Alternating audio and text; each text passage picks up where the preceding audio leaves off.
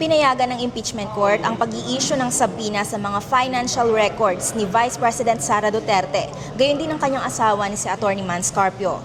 Narito ang ilang mahalagang kaganapan sa impeachment trial ni VP Sara ngayong Lunes, July 20.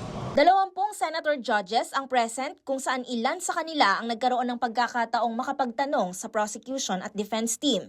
Pero bago ang pagtatanong, binigyang diin ni Senator Erwin Tulfo na hindi tamang lugar ang impeachment trial na maglahad ng mga personal na usapin o depensa, matapos ang manifesto ni Senator Robin Padilla na tumutugon sa naging pahayag ng ombudsman kaugnay sa paghahain niya ng counter-affidavit sa kasong obstruction of justice. Ang punto ko po rito,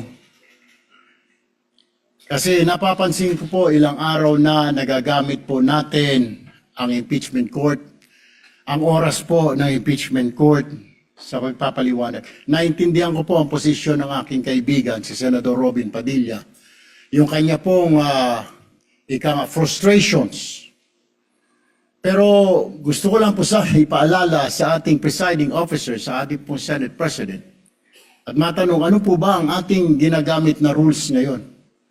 Pwede po ba yung mga problema po labas sa impeachment court na ito o labas sa kaso ng Vice President ay dadalhin natin dito? Sa pagtatanong ng ilang senator judges, na ilahad ng dalawang panig ang kanilang mga argumento kung dapat ba o hindi dapat isabpina ang BIR box, AMLAC at bank records ni VP Sara at Atty. Carpio. Naging mas mainit ang diskurso nang magtanong si Senator Judge Alan Peter Cayetano.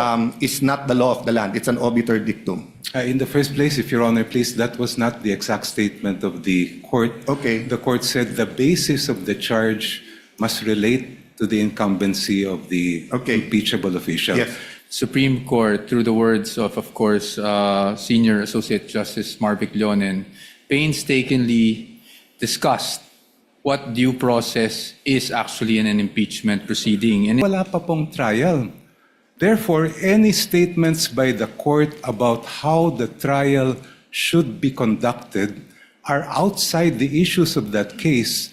And while they may be guidelines, they are not binding as judicial precedent to us and to the future generation. they couldn't pinpoint exactly bakit mo nasabing may unexplained. Alin dito sa properties yun unexplained? No? Third, and if I may elaborate from our memo, if you look at the articles of impeachment, it presupposes that the Vice President earned 30 million over a span of 20 years. Yes, they did not think about the Vice President not being in public office from 2013 to 2016.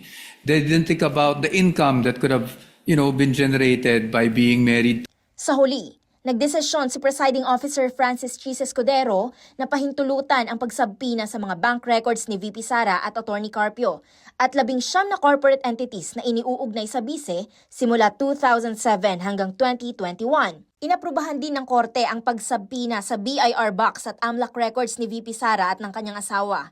Ayon sa korte, hindi maituturing na fishing expedition ang naturang sabina dahil magsisilbi itong batayan upang matukoy at masuri ang mga ari-arian at financial transactions ng Vice-Presidente. Samantala, bukas ang nakatakdang pagharap ni NBI Director Melvin Matibag bilang testigo. Siya na ang huling testigo para sa Article 4 o umano'y pagbabanta ni VP Sara kina Pangulong Bongbong Marcos, First Lady Liza Marcos at dating House Speaker Martin Romualdez. Para sa VP Sara Impeachment Trial, the DZRH Special Coverage, ako si Mary Antalan, una sa Pilipinas, una sa Pilipino.